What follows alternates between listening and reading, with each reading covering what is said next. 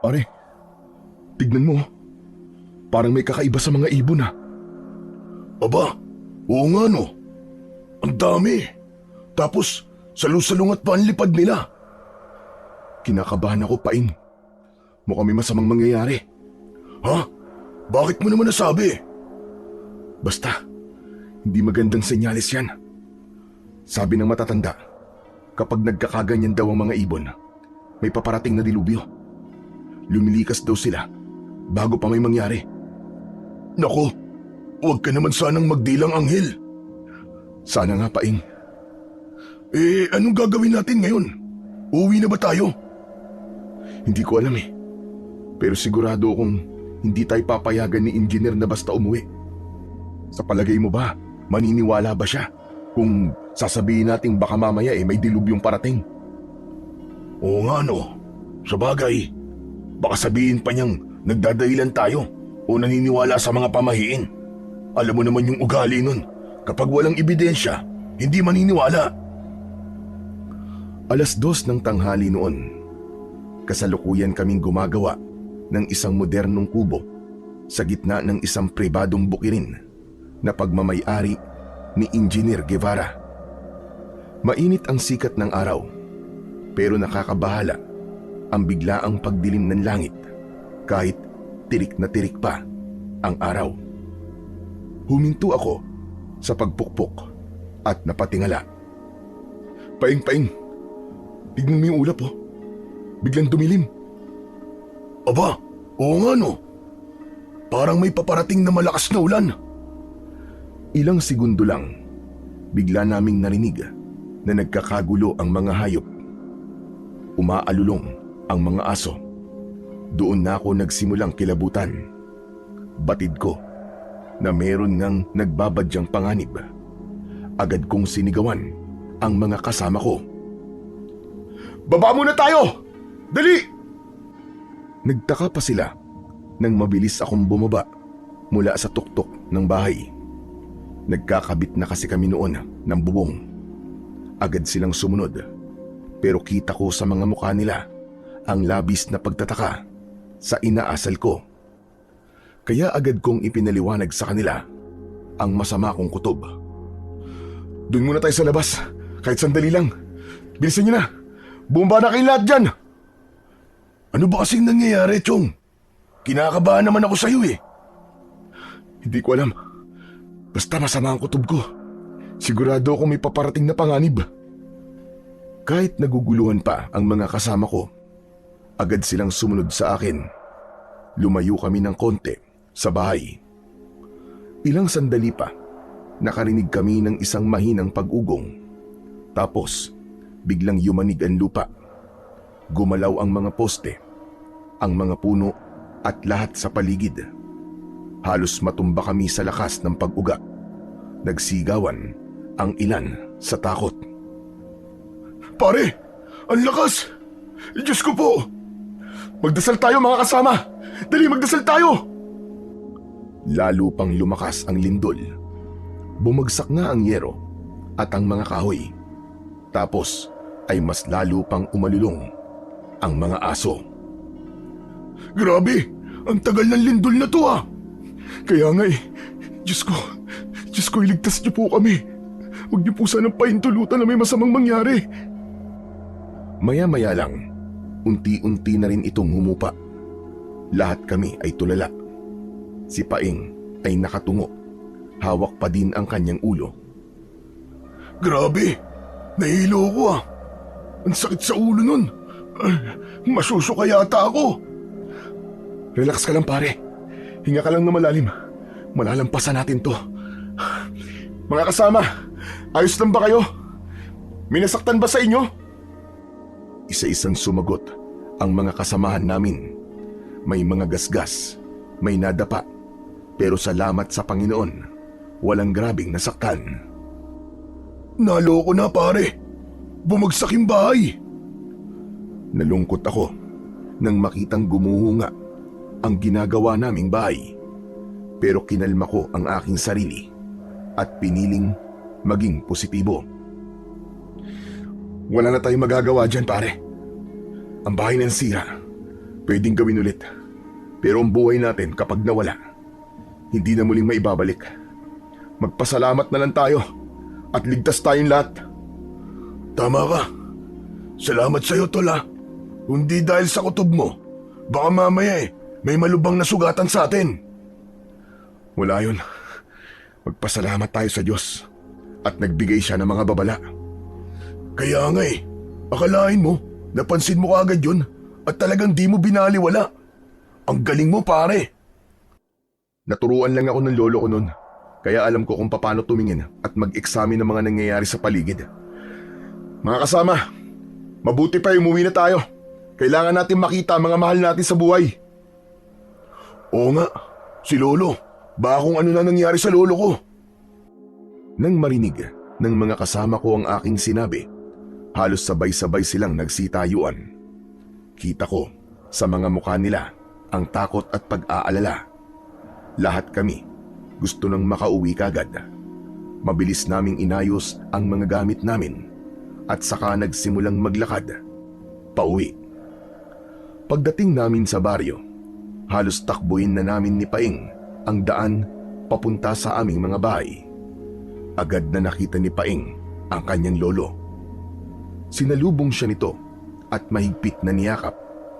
Hinanap ko ang asawa at mga anak ko sa kumpulan ng mga tao sa labas, pero hindi ko sila nakita. Kinabahan na ako sa mga oras na yon. Naglakad pa ako ng konti hanggang sa makita ko na ang bahay ko. Halos manlumo ako nang makitang gumuho ito. Hindi ako makapaniwala. Biglang nanlamig ang buong katawan ko. Marta! Marta, nasan kayo? Marta! Diyos ko, huwag naman sana. Marta! Paulit-ulit kong tinatawag ang pangalan ng aking asawa. Tumakbo ako palibot doon at sinimulang alisin ang ilang bumagsak na bato at kahoy. Gamit lamang ang aking mga kamay. Nanginginig ako habang ginagawa yon. Sumagot kayo! Marta, nandito na ako! Marta! Mahal, nasan ba kayo? Marta! Nagpatuloy ako sa aking ginagawa. Ang mga kapitbahay namin, lumapit na din sila.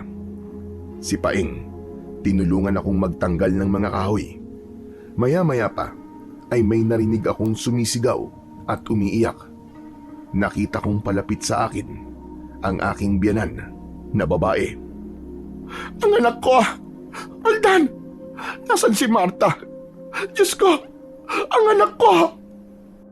Tumayo ako at nilapitan siya. Napansin ko kasing nag-hysterical na siya at natakot akong baka atakihin ito sa puso.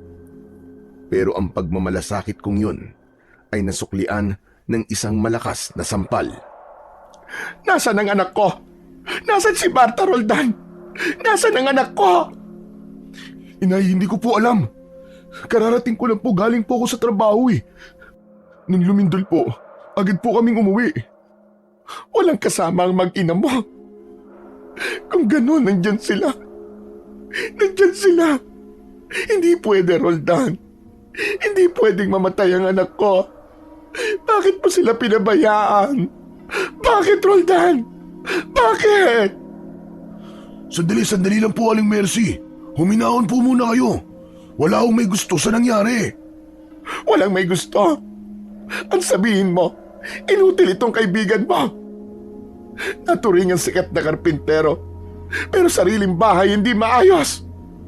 Nay, tingnan mo ngayon ang mag-ina mo. Nadaganda ng bahay na ikaw mismo ang gumawa. Buisit ka. Buisit ka, Roldan. Ikaw na lang sana ang namatay. Tama na ho, Aling Mercy. Huwag kang makialam dito, Paeng. Lumayo ka sa akin. At ikaw naman, Roldan. Matagal ko nang sinasabi sa'yo na lumipat na lang muna kayo sa bahay para palaging may kasama ang asawa mong bagong panganak. Pero anong sagot mo sa akin? Ayaw mo. Ayaw mo, di ba? Kasi masyado kang mayabang. Mataas ang ihi mo kahit hindi naman dapat. Tignan mo. Tignan mo ngayon ang nangyari. Ang anak ko! Tama na po, Nay. Tama na po. Walang iya ka! Wala kang silbi! Pinatay mo ang anak ko!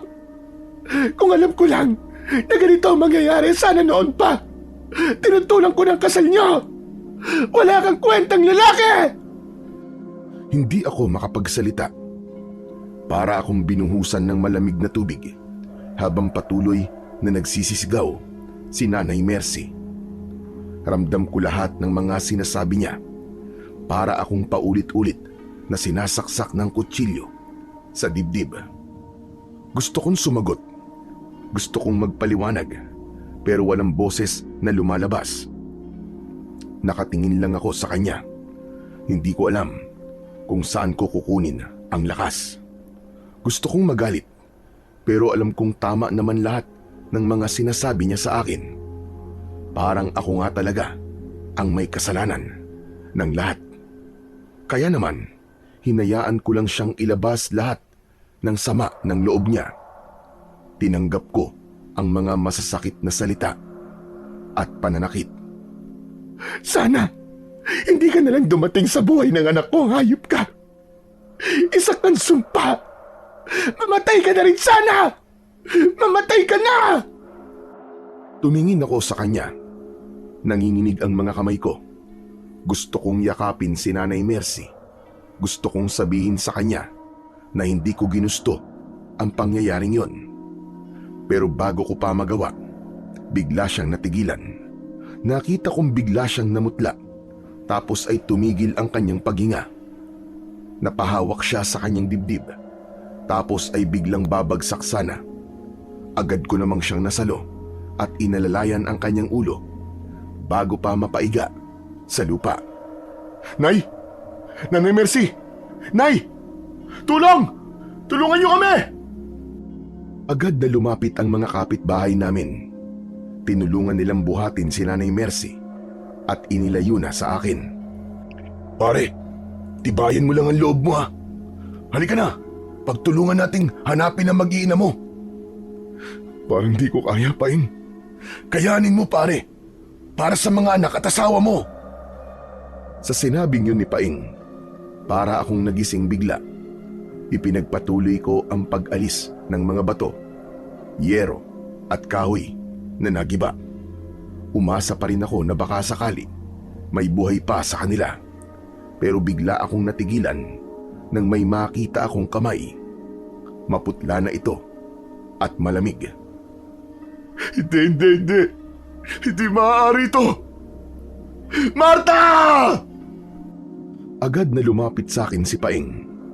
Pareho kaming umiiyak habang binubuhat yung mabibigat na kahoy at simento hanggang sa nailabas namin si Marta at ang anak ko na yakap-yakap niya. Nakatihaya siya.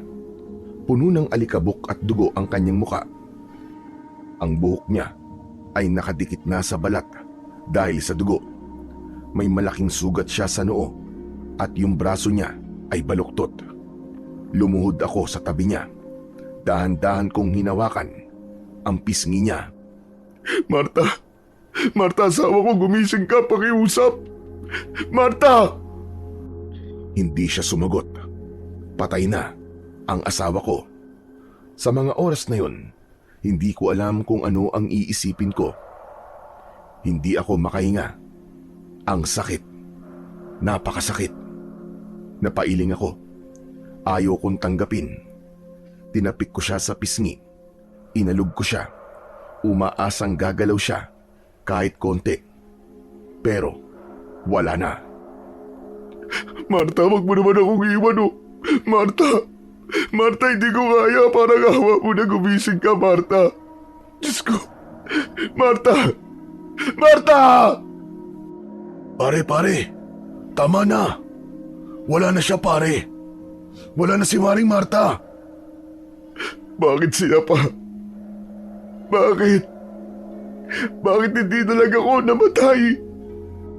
Niyakap ko ng maigpit si Marta habang tumutulo ang luha ko sa mata. Hindi ko na inisip yung alikabok at yung dugo. Wala akong pakialam. Patawarin mo ako. Patawad kung hindi ko kayo nailigtas, Marta. Patawad kung hindi ko kayo naprotektahan. Patawarin mo ko. Mas lalo akong napaiyak. Masakit. Sobrang sakit ng nangyaring yon. Puno ako ng pagsisisi. Samantala, ang mga tao sa paligid, nagkagulo na sila nang makita ang katawan ng asawa kong si Marta. Agad silang nagsilapitan at nakiusyoso.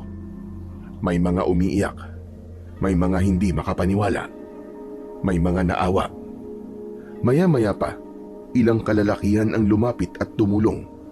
Binuhat nila si Marta at ang anak kong sanggol. Inilapag nila ito sa banig at saka tinakpan ng kumot. Hindi ko na nakayanan ang eksenang yon hanggang sa nawalan na ako ng malay. Pagmulat ng aking mga mata, nakahiga na ako sa papag. Nakita ko ang kaibigan kong si Paing na nakaupo malapit sa akin habang binabantayan ako. Pare, sa wakas gising ka na rin. Salamat sa Diyos. Hindi ako kagad nakasagot. Pero nang maalala ko ang mag-ina ko, bigla akong napabalikwas ng bangon. Ang mag-ina ko, pare. Nasaan sila? Inuwa na sila ng puninarya kanina, pare. Hintayin na lang natin ang pagbabalik nila. Eh ikaw, pare. Kumusta ka na? Masakit, pare. Napakasakit. Hindi ko matanggap. Wala na tayong magagawa, pare. Ipagpasa Diyos na lang natin yung nangyari. Lakasan mo ang loob mo. Ewan. Hindi ko alam kung paano ko malalampasan ang pagsubok na to, Paing. Bakit? Bakit nangyari to? Hindi ko rin alam, pare. Walang nakakaalam. Baka talagang nakatadhana na sila para bumalik sa ama. Tadhana? Anong tadhana? Walang kwentang tadhana yan. Bakit niya hinayaan na mangyari to? Kilala mo ako, Paing. Mabait akong tao.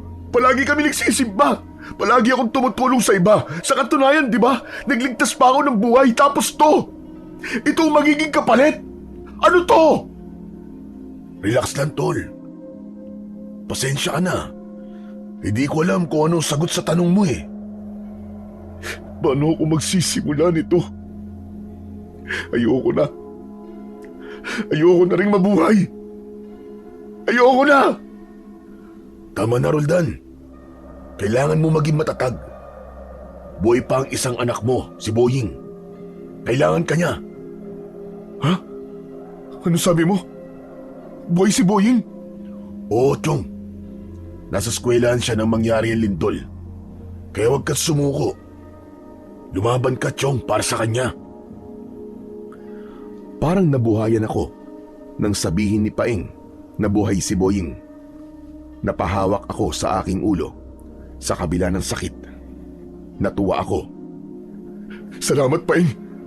Salamat at buhay siya. Tumayo ako at muli kong tinignan ang gumuho naming bahay. Nasa bakuran kami ni na Paing ng mga oras na yon. Paing, gusto ko makita ang anak ko. Samahan mo ako.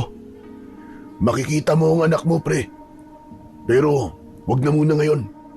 Nasa biyenan mo kasi. Paupain muna natin yung galit niya. Tumango ako nang marinig yon.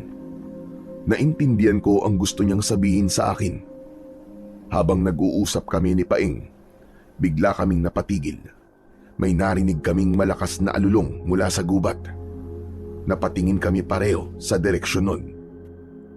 Ilang sandali pa, nagsunuran na rin tumahol at umalulong ang mga aso sa buong baryo. Kinilabutan ako. Nagkatinginan kami ni Paing. Teka, ano yun, pare? Napatayo si Paing. Ang mga aso ay hindi humihinto sa pag-alulong. Paing, hindi ba't yung bahagi ng gubat na yan ay sinasabi nila noong may mga halimaw? Natatandaan mo ba yung kwento na yun nung mga bata pa tayo? Oo, pare. Madalas na ikwento sa akin ng lolo ko yan eh. Sa palagay mo, may nangyayari kayang kakaiba sa gubat? Hindi ko alam. Pero sa tingin ko hindi normal yung nangyayari ngayon. Tignan mo mga aso pare. Parang natatakot sila. Matapos sabihin yon ni Paing, ang mga aso biglang nagsitakbuhan. May ilan pang humuni na para bang nasaktan. Yan na nga ba ang sinasabi ko? Naku, baka may mangyari na namang masama pare. Ilang sandali pa, napatingala kami sa itaas. Nakita namin ulit ang mga ibon na lumilipad at muling lumindol ng malakas. Nagsigawan ang mga tao. Napaluhod ako sa lupa. Mas malakas ang lindol na yon kesa sa nauna. Nagbitak ang lupa. Pero ako, hindi lang sa lindol napunta ang atensyon ko. Nanatili akong nakatingin sa gubat. Para bang may nakita akong liwanag na nanggagaling doon. Hindi ako sigurado kung tama ang nakita ko. Parang apoy na bugaw yon. Nang matapos ang pagyanig, tinanong ko si Paing. Paing, nakita mo ba yun? Ang alin? Parang may apoy sa gubat ah. Ano, apoy? Wala naman ah. Kung may apoy, sigurado may usok. Pero wala oh. Hindi ko inalis ang tingin ko sa gubat. Parang may nararamdaman akong mainit na enerhiya na nanggagaling doon. Tapos ay parang may naririnig akong bumubulong. Isang mahina, paos at mababa na tinig. Hindi ko maintindihan ang mga salita. Pre, uy pre, ayos ka lang ba? Oo, ayos lang ako. Pero ang gubat, Paing. Kinakabahan ako sa gubat. Ano bang ibig mo sabihin? Pakiramdam ko, hindi natural ang lindol. Paano kung totoo ang kwento ng mga matatanda noon? Kwento lang yun, pre, ano ka ba? Wala pa namang nakakapagpatunay na totoong kwento eh. Imposible yung sinasabi mo. Aalamin ko ang totoo, pre. Ano? Anong binabalak mo? Pupunta ako sa gubat. Ano ka mo? Nahihibang ka na ba? Kung tama ang kutob ko, kailangan ko matuklasan kagad yon. Dahil baka hindi huminto ang pagyanig. Lahat tayo mamamatay dito dahil sa ginagawa niya. O ano? Sasama ka ba? Ano kasi? Kung ayaw mo, ayos lang. Hindi kita pipilitin na sumama. Natahimik si Paing. Halos hindi siya makatingin sa akin ng diretsyo matapos niyang tumanggi na samahan akong alamin kung ano ba talaga ang nangyayari. Kung talagang gagawin mo yan, pre, mag-iingat ka. Pero sana pag-isipan mo munang maigi. Baka kasi talagang delikado eh. Ayokong pati ikaw mapahamak. Isipin mo ang anak mo, Chong. Natahimik ako matapos sabihin yun ni Paing. Hindi pa ako sigurado kung ano ang gagawin ko. Pero isa lang ang malinaw sa isip ko. Kailangan kong malaman kung ano talaga ang nangyayari. Hindi ko alam kung saan ako magsisimula. Pero alam kong tama ang kaibigan ko. Hindi ako pwedeng magpadalos-dalos. Kailangan kong magplano. Kailangan kong maghanda. Samantala, pagkatapos ng 2 malalakas na lindol, naging tahimik ang paligid. Wala na kaming naramdaman na mga aftershocks. Pero kahit tila kumalma na ang lupa, naroon pa rin ang kaba at takot ng mga tao. Sa gabi, halos lahat ng mga tao ay nasa labas pa din ng mga bakuran. May ilan na nagtayo ng tent at may nagtayo din gamit ang mga trapal at magagaan na kahoy. Yung iba naman, naglatag na lang ng karton at banig sa lupa. Ako, naupo lang sa gilid. Pinagmamasdan sila. Naaawa ako sa kalagayan namin lahat. Kinabukasan, medyo tinanghali na ako ng gising. Gawa ng puyat. Masakit ang ulo ko at mabigat pa din ang aking dibdib. Pagbangon ko, nakita kong paparating si Paing. May bitbit na 2 tasa ng kape. Yun! Sakto, gising ka na, Chong. O eto, kape ka muna. Salamat. Tahimik na inabot ko ang tasang umuusok. Maya-maya ay tumabi siya sa akin. Panay ang kanyang sulyap. Naramdaman kong may gusto siyang sabihin, pero nag-aalangan. Ano bang meron, Paing? Bakit para kang pusa na hindi mapaanak dyan? May sasabihin ako eh. Nalaman ko na nandun sa bahay ng biyenan mo yung labi ng asawa at anak mo. Bigla akong natigilan. Tumitig ako sa tasa ng kape. Nanginig ang aking mga kamay. Oo, Chong. Relax lang. Hindi pare, hindi ako pwede mag-relax. Tara, samahan mo ako. Puntahan natin sila. Oo, sasamahan kita. Pero ubusin muna natin tong kape. Sayang eh. Inubos niya ang laman ng tasa niya. Habang ako naman, hindi ko na nagawang tumikim. Tumayo na lang ako at nagsimula ng maglakad palabas ng bakuran. Agad din naman siyang sumunod. Tahimik lang kami habang naglalakad.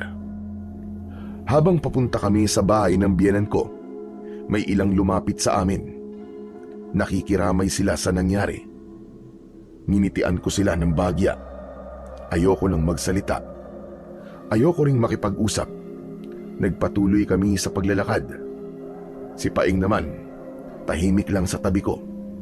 Paminsan-minsan, sumisilip siya sa akin. Siguro, nag-aalala siya na baka bigla akong matumba o mawalan ng malay. Pero hindi ko na lang siya pinansin.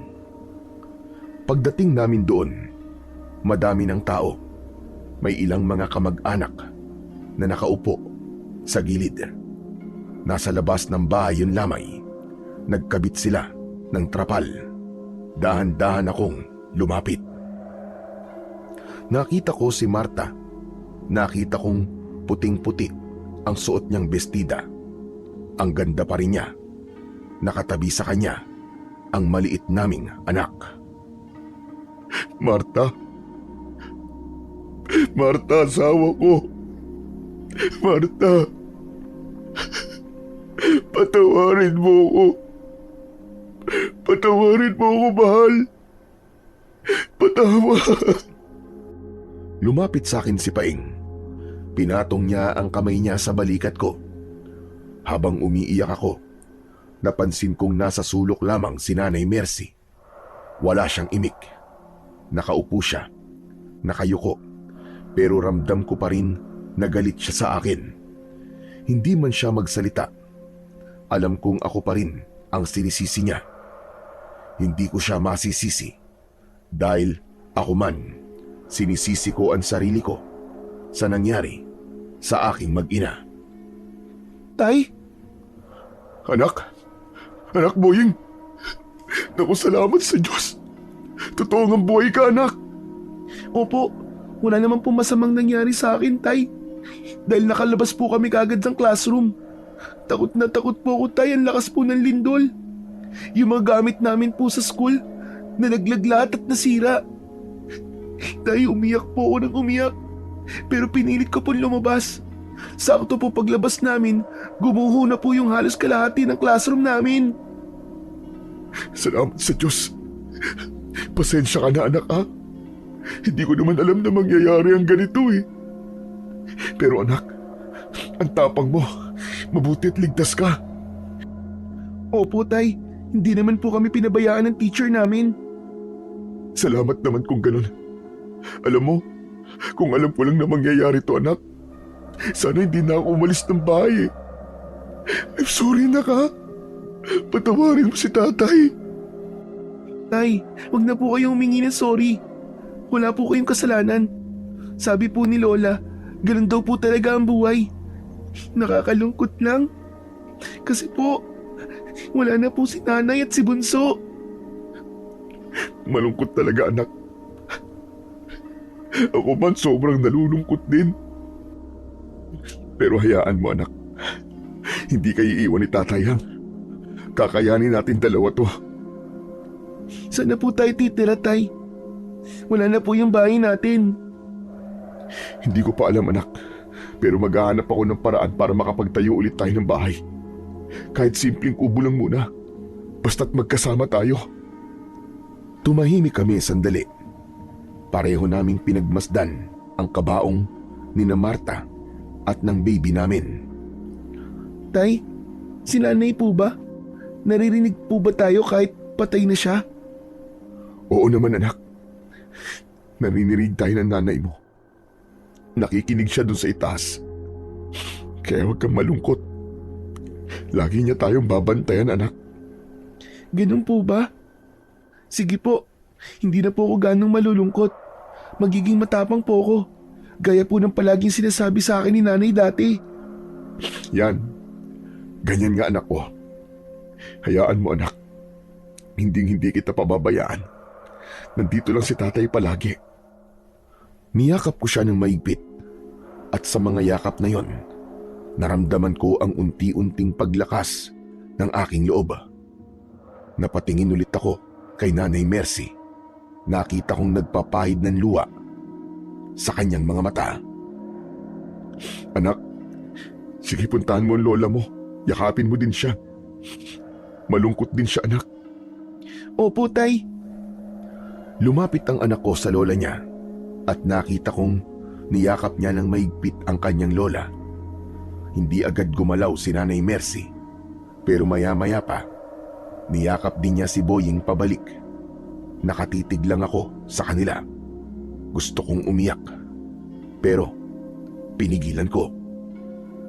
Muli akong tumingin sa kabaong. Pangako mahal, aalagaan ko si Boying. Hindi ko siya pababayaan. Kakayanin namin ito. Hindi ko iniwanan ang kabaong ng asawa ko. Umupo lang ako sa tabi nito buong maghapon. Ni hindi ko na nga namalayan na anong oras na pala at malapit ng dumilim. Saka ko lang napansin yon nang lumapit sa akin si Nanay Mercy. Bitbit ang isang baso ng kape. Roldan, magpahinga ka muna. Ako na muna magbabantay dito. Ayos lang po ako, Nay. Alam kong pagod ka na anak. Mula pa kaninang umaga, hindi ka na umaalis sa tabi ni Marta. Hindi ka pa halos kumain. Sige na, ako na muna rito anak. O heto ang kape para sa'yo. Nang marinig kong tinawag niya akong anak, bigla akong napahinto. Napatingin ako sa kanya. Pasensya ka na sa mga nasabi ko at nagawa ko sa iyo kahapon. Hindi ko sinasadya. Nadala lang ako ng galit ko. Sakit at pag-aalala. Naiintindihan ko naman po kayo, Nay. Wala po kayong dapat na ihingi ng tawad sa akin. Ako pa nga po dapat na humingi ng pasensya. Kasi hindi ko po sila nailigtas. Umiling siya at hinawakan ang kamay ko. Mainit ang palad niya, pero nanginginig. Wala kang kasalanan. Wala. Hindi mo to ginusto. Alam kong mahal na mahal mo si Marta at ang anak mo. Pasensya ka na talaga. Sige po, Nay. Salamat po. Pamilya pa rin tayo, Roldan. Kakayanin natin ito ng magkakasama. Hindi ko na napigilan ang luha ko ng mga sandaling yon. Salamat po. Kahit papano po gumaan po ang loob ko, Nay. Hayaan niyo po. Babawi po ako. Lalong-lalo na po kay Boying. Gagawin ko po ang lahat para maprotektan siya. Para mabigyan siya ng maayos na buhay. Tumango ang biyenan ko. Kumuha siya ng panyo sa kanyang bulsa. Sabay pahid ng luwa sa pisngi ko. Kaya mo yan. Alam kong malakas ka. Basta't alagaan mo lang na mabuti si Boying at ang sarili mo. Siya na lang ang natitirang alaala natin kay Marta. Opo, Nay. O sige na, tumayo ka na dyan. Inuin mo na itong kape mo at magpahinga ka na muna. Sinunod ko ang sinabi niya. Tumayo na ako at siya ang humalili. Hinanap ko sa bakuran si Paing. Nakita ko siya sa may lilim ng mangga. May kausap siyang matandang lalaki. Hindi ko kilala ang matanda. Suot niya ang isang kakaibang kasuotan. Parang damit ng mga sinaunang pari. May suot din siyang sombrero na bahagyang tinatakpan ng kalahati ng kanyang mukha. Habang papalapit ako, napansin kong agad na may kakaiba sa kanya. Hindi ko alam kung bakit, pero tumindig ang balahibo ko. May kung anong malakas na puwersa akong naramdaman. Napatingin ako kay Paing at sa itsura niya, mukhang seryoso rin ang pinag-uusapan nila. Paing, sino yung kausap mo? Hindi siya kagad sumagot. Nakatingin lang siya sa matanda na para bang nakikinig ng mabuti. Nang mapansin niya ako, ngumiti siya ng pilit. Roldan, siya nga pala si Mang Tiburcio. Nakikibalita lang dito sa baryo natin. Ganun ba? Inalis ng matanda ang suot niyang sombrero at itinapat yon sa kanyang dibdib. Nakikiramay ako, iyo. Sa nangyari sa pamilya mo. Tumango ako at saglit na ngumiti. At nang matapos ay bumaling ako kay Paing. Nagugutom kasi ako, pare. Baka pwede mo muna akong samahan kumain. Ayun lang ba? O sige, sasamahan kita. Tatang, maiwan na po muna namin kayo O kung gusto niyo po, dumito na po muna kayo para makapagpahinga.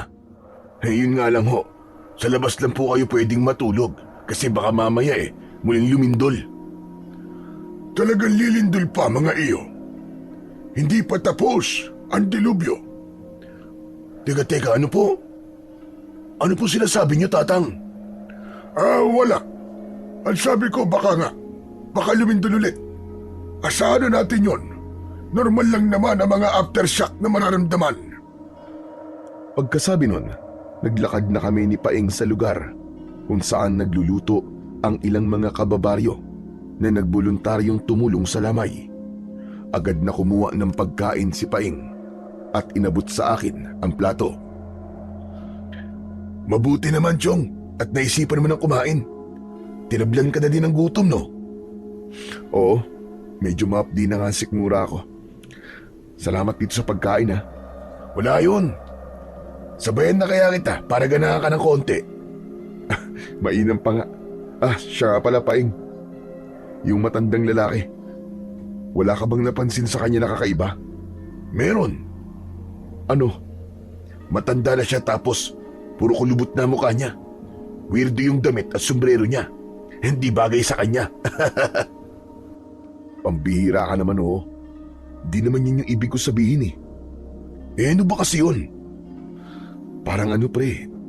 Basta, kinikilabutan ako sa matandang yun. Parang wala siyang gagawing maganda. Talaga? Paano? Mukha naman mabait Saka matanda na yon. Hindi na yung kayang gumawa ng masama. Basta, Paing. Hindi maganda ang kutob ko sa kanya. Baka nga mamaya hindi pa tao yan Hala ka, nakakatakot naman yung sinabi mo. Teka nga, at titignan ko nga uli. Sinilip ni Paing ang matanda kung saan namin siya iniwan. Uy pare, wala na yung matanda. Umalis na siguro. Samantala, nang matapos makakuha ng sarili niyang pagkain, naghanap na kami ng pwesto. Napansin ko na mabilis dumilim ang paligid. Yung ibang mga tao, nagsisiuwian na rin. Pero may mga bagong padating, yung mga nagsusugal sa gabi, na natili lang kaming nakaupo sa isang tabi. Nang matapos kaming kumain, ay kinuha na ni Paing ang mga plato at inilagay sa lababo. Nang makabalik siya, nagpaalam ako. Pre, ihilang ako sandali O sige, pero huwag kang lalayo Maski dyan sa mga puno, pwede na dyan Tumayo ako at naglakad papunta sa likuran ng bahay. Medyo madilim at walang ilaw doon. Habang umiihi ako, may napansin akong gumagalaw sa itaas ng isang puno. Akala ko nung una, wala lang yon. Pero nang tinignan kong mabuti, Napansin kong may malaking ibon. Yung mga mata niya, parang nagbabaga. Anak ng... Anong ibon to? Dahan-dahan akong lumapit habang pinagmamasdan pa din ang nilalang. Hanggang sa napagtanto ko na hindi pala yun ibon. Malalaki ang pakpak niya, pero yung katawan ay parang sa tao. Maitim ang balat niya, payat at meron siyang mahahabang mga daliri. Hindi ako agad nakakilos. Para akong natuod sa kinatatayuan ko. Napalunok ako ng ilang beses nang marinig ko ang malakas na paghinga ng nilalang. Sa isang iglap, bigla siyang tumingin sa akin at lumipad siya papalayo. Sa sobrang gulat ko, natumba ako at napasigaw. Dahil sa malakas na sigaw ko, yung mga tao sa may lamay biglang napapunta sa kinaroroonan ko. Tol! Anong nangyari? Hindi ako kagad nakasagot. Takot na takot ako ng mga sandaling yon. Nanginginig ang tuhod ko. Inabot ni Paing ang mga kamay ko at inalalayan niya akong tumayo. Tol, may nakita ko. May nilalang sa puno. Parang tao na may pakpak. Aswang? May aswang dito. Sigurado ka ba sa sinasabi mo, Tol? Hindi pa man ako nakakasagot ay sumabad na ang ibang tao. Napansin din daw nila yon, yung malakas na pagaspas ng pakpak. Naniwala sila na meron nga akong nakita. Tapos nagkanya-kanya na sila ng kwentuhan tungkol sa mga kababalagang nangyari dati sa baryo namin. Kalma ka lang muna, Chong. Bakit kasi dito pa naisipang umihi? Pwede naman dun sa harap. Dinala na ako ni Paing sa harap ng bahay at pinaupo ako. Kumuha siya ng tubig na maiinom. Oh, pampakawala ng kaba. Ay nako, ikaw talaga ang dami mong nakikita. Habang umiinom ako ng tubig, may ilang matatanda na lumapit sa amin. Sila ay sina Katemyong, Aling Sabel at Lolo Tonyo. Kita ko kagad sa mga mukha nila ang pag-aalala at takot. Nakatingin lang sila sa akin, parang nag-aalangan kung paano magsisimula ng usapan. Si Mang Temyong ang unang nagsalita. Tinanong niya ako kung totoo raw bang may nakita akong nilalang na may pakpak. Tumango ako. Hindi ko na ipinaliwanag ng detalyado, pero alam kong hindi ako nagkamali sa nakita ko. Hindi ako nagbibiro. May nakita talaga ako. Biglang napahawak sa dibdib si Aling Sabel at mahina niyang sinabi na baka raw bumalik na naman sila. Napakunot ang noo ko at agad kong tinanong kung sino ang tinutukoy niya. Lumingon-lingon pa siya bago sumagot.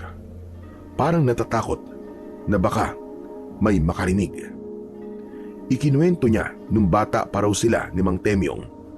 May nangyari din daw na malakas na lindol at pagkatapos nun ay may mga sumalakay na halimaw. Sumabat si Lolo Tonyo. Magulo ang baryo noon, puno ng takot at pangamba. Nagsimula daw mawala hindi lang ang mga hayop, kundi pati na rin ang mga bata. Napatingin ako kay Paing. Tahimik lang siya, pero alam kong nakikinig siya sa lahat ng sinasabi ng mga matatanda. Kung ganun po nangyari, paano po natigil ang pananamantala at pambibiktima ng mga nilalang na yun dito sa baryo? Sabi ni Katemyong, may tumulong daw sa kanila noon. Isang matanda na may kasamang batang lalaki. Halos kaedad lang daw nila. Mukha raw silang mga antingero dahil sa mga agimat at anting-anting na nakasabit sa leeg at braso nila.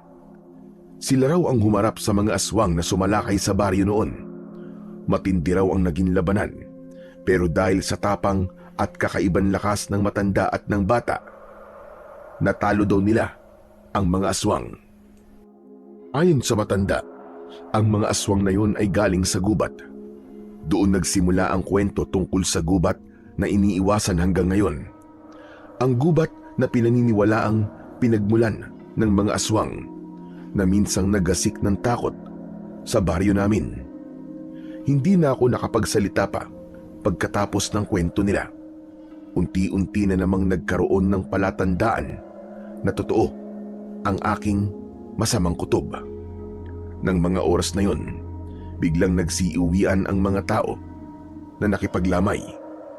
Pumasok sila sa kanilang mga bahay kahit mayroon pa ring posibilidad na muling magkalindol at gumuho din ang bahay tulad ng iba. Hindi ka na yata natulog, iho. Hindi po, Nay. Pero ayos lang po ako. Gusto mo bang umidlip muna? Ako na lang muna magbabantay sa kanila. Sige po, Nay. Ay, siya nga po pala. May alam po ba kayo tungkol sa kwento ng kinatatakutang gubat? Bakit mo na itanong? May kinalaman ba ito sa nangyari kagabi? Opo, Nay. Naguguluhan po kasi ako eh. Hindi ko akalaing makakakita ko ng ganong klaseng nilalang. Pero kung totoo po yung kwento sa gubat, na dun daw nang gagaling ang mga halimaw, ibig sabihin po, baka hindi lang isa yung aswang, Nay. Paano po kung madami sila? Manganganib po ang buong baryo. Yun nga rin ang ikinakatakot ko eh. Kung sakali man nababalik sila, maraming mamamatay dito sa atin. Malulupit at walang awa ang mga aswang na yon. Pero bakit kaya? Kung sakali man na bumalik sila, bakit? Anong dahilan? Baka po kapareho lang po ng dahilan dati kung bakit nagkaroon ng aswang dito. Para maghiganti? Ano? Maghiganti po? Oo. Ayon sa sabi-sabi noon, may isang lalaki na pinaghihinala ang mangkukulam. Pero ang sabi ng iba, hindi naman siya masama. Tumutulong pa nga siya sa mga may sakit eh. Hanggang sa isang araw, napagtripan ng mga kabataang lasing. Sinaktan siya. Pero imbis na siya ang kampihan dahil siya ang naargabyado, siya pa ang pinalayas. Pinalayas? Oo. Pinalayas siya dahil takot sa kanyang mga tao. Doon siya sa gubat tumira. Hanggang sa ilang taon ang nakalipas, biglang lumindol ng malakas. At kasunod nun, nagsulputan na ang mga aswang noon dito sa ating baryo. Ang mga aswang, galing sila sa gubat kung saan nakatira ang mangkukulam. Sabi ng mga matatanda noon, baka raw siya ang may likha sa mga ito.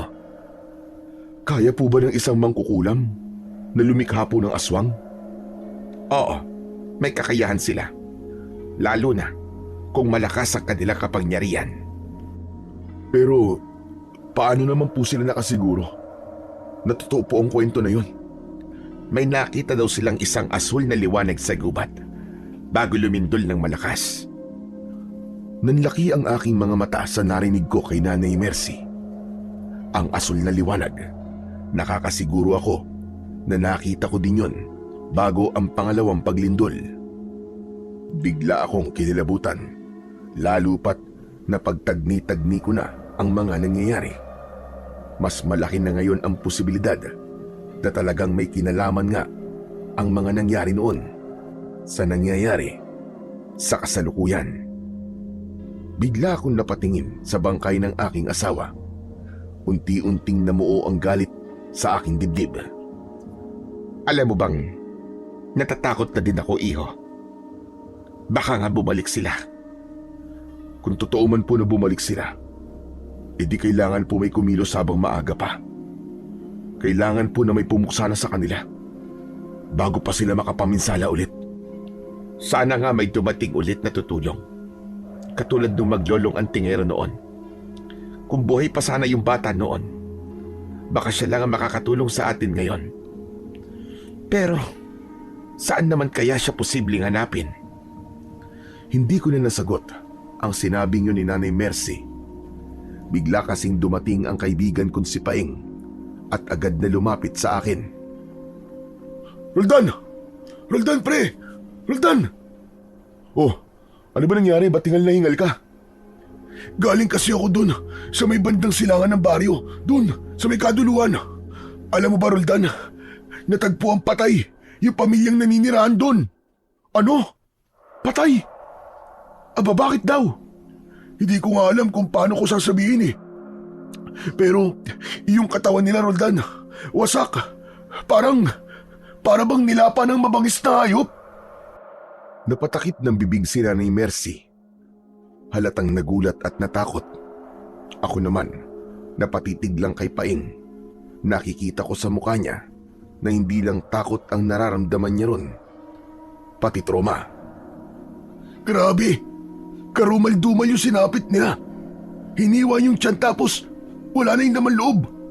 Puro kagat at kalmot sa katawan.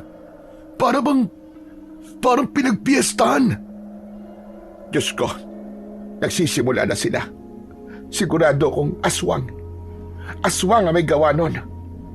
Yun din po sabi ng mga taga ron eh.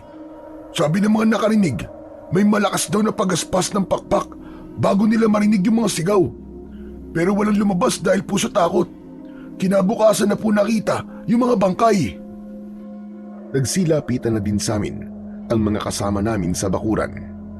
At ang ilan sa kanila, naglakad papunta doon.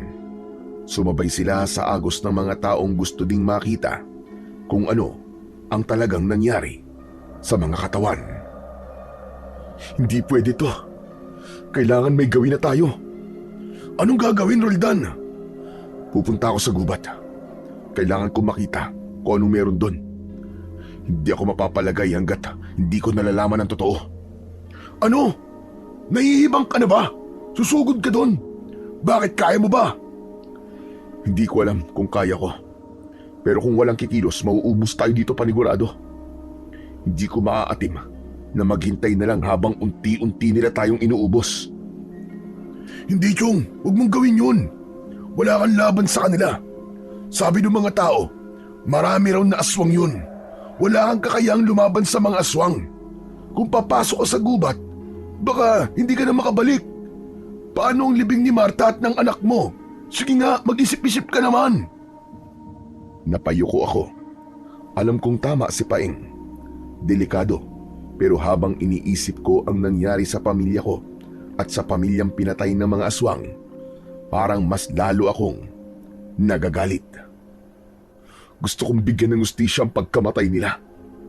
Kung sakali man na totoong ang mga aswang nga ang dahilan ng paglindol, kailangan nilang pagbayaran ng pagkamatay ng aking mag-ina. Roldan, huwag kang padalos-dalos. Baka mapahamak ka, iho.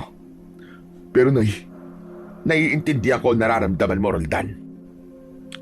Sige, gawin mo ang lahat ng gusto mo, pero pwede bang saka mo na lamang gawin yan pagkatapos na lamang ng libing? tama po kayo. Pasensya na po, Nanay Mercy. Nadadala lang po ako ng labis na emosyon ko. Pero sige, susundin ko po kayo. Pero pagkatapos ng libing, aalamin ko po ang totoo. Sige, Chong. Kung yan ang plano mo, sasamahan kita. Talaga? Oo, Chong. Magkasangga tayo, di ba? Sa hirap at ginawa. Ayos. Salamat, pre. Pero sa ngayon, samahan mo muna ako dun. Gusto kong makita yung sinasabi mo. Okay lang ba, Nanay Mercy? Sige, Roldan. Ako na munang bahala dito. Tumango ako at agad kaming nagtungo ni Paing sa pinangyarihan ng krimen. Pagdating namin doon, halos manlumo ako sa nakita kong anyo ng mga bangkay. Totoo ang sinabi ng kaibigan ko. Kalunos-lunos talaga ang sinapit ng mag-anak. Kita mo, Roldan? Kawawa sila, di ba? Hindi ko magawang sumagot sa kanya. Ang atensyon ko kasi ay nakatuon lang sa mga bangkay. Maraming taong nakapaligid, mga osisero at mga kawani ng barangay. Ang balat ng mga biktima ay maputlang-maputla na, halos nagkulay abo. May malalalim na kagat sa leeg at dibdib at ang ilan ay may bakas ng matatalas na kuko. Totoo nga, hindi ito gawa ng tao o ng ordinaryong hayop. May kutob ako, Paing, na may masama talagang nangyayari at masusundan pa to. Hoy, huwag mo naman sabihin yun dito. Baka mamaya may makarinig sa'yo. Magpanik pa ang mga tao eh. Saka, huwag ka na muna nagsasalita ng mga ganyan-ganyan. Pambihira ka, natatakot ako sa'yo eh. Anong ibig mo sabihin? Di ba nga, mainit ang dila mo. Lahat ng sabihin mo, parang nagkakatoton lahat eh. Di naman palagi ah. Anong hindi palagi? Madalas nga eh. Alam mo parang may kakaiba sa'yo, Chong eh. Para kang Nostradamus eh. Nakikita mo kung anong mangyayari. Meron naman talaga eh. Minsan na may nabanggit si Lolo sa akin. Sabi niya, may taglay daw akong kakaibang kakayahan. Malakas daw ang pakiramdam ko. Ang tawag niya daw doon, Sixth Sense. Ano? Sixth Sense? Ano naman yun? May kakayahan daw akong makaramdam o makakita ng mga bagay na hindi nakikita o naririnig ng karaniwang tao. Ganun pala yun? Parang third eye ano? Oo, parang ganun na nga. Pero yung Sixth Sense kasi, base lang palagi yun sa kutob. Pero ang third eye naman, base sa kung ano ang aktwal na nakikita. Ayoko ng ganyan. Baka mabaliw ako. Habang nag-uusap kami ni Paing, dumating na ang mga pulis. Tinakpan na nila ang mga bangkay at nilagyan na ng kordon ng paligid. Pinatabi na rin ang lahat ng mga nakikiusyoso. Tara na, bumalik na tayo, tol. Tumango siya at sabay kaming naglakad pauwi. Ilang minuto lang ay biglang may narinig akong matinis na tunog. Parang sigaw ng babae. Sabay kaming napahinto ni Paing. Narinig mo yun? Oo, narinig ko. May sumigaw. Napatingin kami sa direksyon ng gubat. Nagmasid kami at nakiramdam. Pero hindi na nasundan pa ang sigaw na narinig namin. Tara tol, tignan natin. Naku, wag na. Delikado yan eh. Pero baka may nasasaktan dun eh. Hindi pwede, tol. Paano kung patibong yan? Ganyan ang ginagawa ng mga aswang. Ginagaya nila ang boses ng tao para makapambiktima. Napatingin ako sa kanya. Totoo ang sinabi niya, pero hindi ko rin kayang baliwalain ang narinig kong sigaw. Ilang sandali pa, muli naming narinig ang malakas na sigaw. Humihingi na ito ng tulong. Hindi ko na napigilan ang aking sarili. Tumakbo na ako, papasok sa gubat. Roldan! Hoy! Ano ba? Bumalik ka dito! Roldan! Hindi ako nakinig kay Paing. Hindi ko na siya nilingon. Madilim at masukal ang daan sa loob, pero hindi ko ininda yun. Ang tanging nasa isip ko ng mga sandaling yon ay baka may taong kailangan ng tulong. Ilang sandali pa, naramdaman kong parang may nakasunod na sa akin. Ngunit paglingon ko, wala namang tao. Paing? Tol, ikaw ba yan? Nananakot ka na naman oh. Paing, tigilan mo yan ha. Di ka nakakatuwa. Pero walang sumagot sa akin. Alam kong may tao. Ramdam ko ang presensya niya. Dali-dali akong naglakad ng mabilis. Pero habang binibilisan ko, parang ganun din ang ginawa niya. Narinig ko ang kaluskos ng paa niya. Kinabahan ako at dun ko lang din naisip na isa pala akong malaking tanga. Sumugod ako sa gubat na wala man lang dalang anumang sandata. Gusto kong umatras, pero huli na. Huminga ako ng malalim at naghanap ako ng pwedeng gamitin. Doon ko nakita yung isang sanga ng puno na naputol. Dali-dali kong hinatak yun at tinanggal sa pagkakasabit. Pwede na siguro to. Hinawakan ko yun ng maigpit na parabang sibat. Pinakinggan ko mabuti ang paligid. Tahimik na. Wala na ang mga kaluskos. Pero akala ko lang pala yun. Dahil nakakailang hakbang pa lang ako, ay bigla ko na namang narinig ang sumusunod sa akin. Naasar ako sa ginagawa niya. Pakiramdam ko kasi ay pinaglalaruan ako. Kung sino man siya, diretso akong naglakad patungo sa tunog. Sino ka? Magpakita ka sa akin! Hindi ako natatakot sa'yo! Magpakita ka! Unti-unti na akong nilamon ng matinding kaba ng mga oras na yon.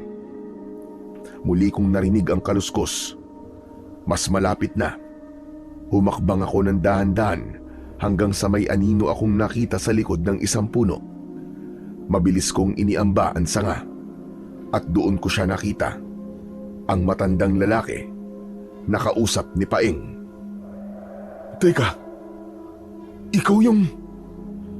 Nakatingin lang siya sa akin. Walang emosyon ang kanyang muka. Bumba ang tingin niya sa hawak kong sanga at nakita kong ngumisi siya, sabay iling. Susugod ka dito sa gubat na yan lang ang hawak-hawak mo sa data. Ano bang pakialam mo? Tsaka sino ka ba? Bakit mo ako sinusundan, ha? Isa ka ba sa kanila? O baka ikaw yung mangkukulam na kinikwento nila? Mukha ba akong mangkukulam? Oo naman. Humakbang palapit sa akin ang matandang lalaki. Napansin kong malalim ang kanyang mga titig. Hanggang sa napaatras ako. Teka, hanggang dyan ka na lang. Huwag ka lalapit. Mapipilitan akong saktan ka, sige. Bakit hindi mo gawin? Sa tingin mo ba ay natatakot ako sa hawak mo? Nanindig ang balahibo ko sa aking narinig. Lalo pa nang makita ko siyang muling ngumisi. Hindi ka dapat pumasok dito. At bakit, ha? Ano bang meron dito? Totoo bang dito namumugad ang mga aswang? Oo. Malapit na dito ang pugad nila. Kaya umatras ka na. Umuwi ka na sa inyo. Hindi ka dapat nandito. Kung ganun, ay tama nga ang kutob ko. Anong kutob ang sinasabi mo? Na kaya lumilindol ay dahil may nangyayaring kababalagan dito sa lugar na to. Tama ka. Kaya nga delikado dito. Hindi ito para sa mga katulad mo. Umalis ka na. Sandali. Kung ganun, hindi ka kaaway? Bakit? Mukha ba akong kaaway? Napatitig ako sa matanda. Tama, matanda na nga siya. Pero matikas pa rin ang kanyang pangangatawan. May hawak siyang isang martilyo sa kanang kamay. Iyo, seryoso ako.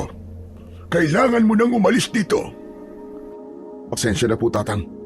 Pero hindi ko po magagawa yun. Alam ko po ang dahilan kung bakit ako nandito. At paninindigan ko po yun. Kailangan kong malaman ang totoo. Kung natural ba talaga ang lindol o may ibang dahilan. Hindi ako tatahimik hanggat hindi ko nalalaman ang sagot. Dahil kung totoo ngang may kinalaman ng mga nilalang na yun, kailangan kong bigyan ng hustisya ang pagkamatay ng asawa at anak ko. Aba, matigas talaga ang ulo mo, ane. Hindi mo alam ang pinapasok mo, bata. Alam kong delikado, Tatang. Pero may dahilan ako.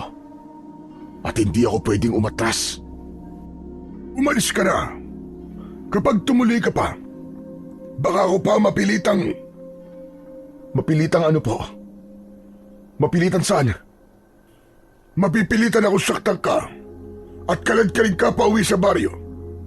Magdudulot ng dilubyo ang pagsugod mo dito. Kung gusto mo akong saktan, Tatang, gawin mo. Pero hindi mo ako mapipigilan. Lalo na kung tatakbo ako na mabilis katulad dito. Humakbang ako palayo. Pero bago pa man ako makatakbo ng mabilis, ay biglang may malakas na sigaw kaming narinig sa di kalayuan. Roldan! Roldan, tulong! Tulong! Nangunot ang noo ko ng mga oras na yon. Agad kong nilingon ang direksyon ng boses. Di ako maaaring magkamali. Si Paeng yun. Anak ng teteng, meron pang isa. Si Paeng po yun. Siguro po sinundan ako. Kailangan ko siyang puntahan. Naku naman talaga. Ang titigas ng ulo nyo. Wala kayong takot sa kamatayan. Marami pang sinasabi ang matandang weirdo, pero hindi ko na siya pinakinggan. Mabilis akong tumakbo papunta sa direksyon kung saan ko narinig ang sigaw. Maya-maya pa ay narinig kong may mga yapak na sumusunod sa akin.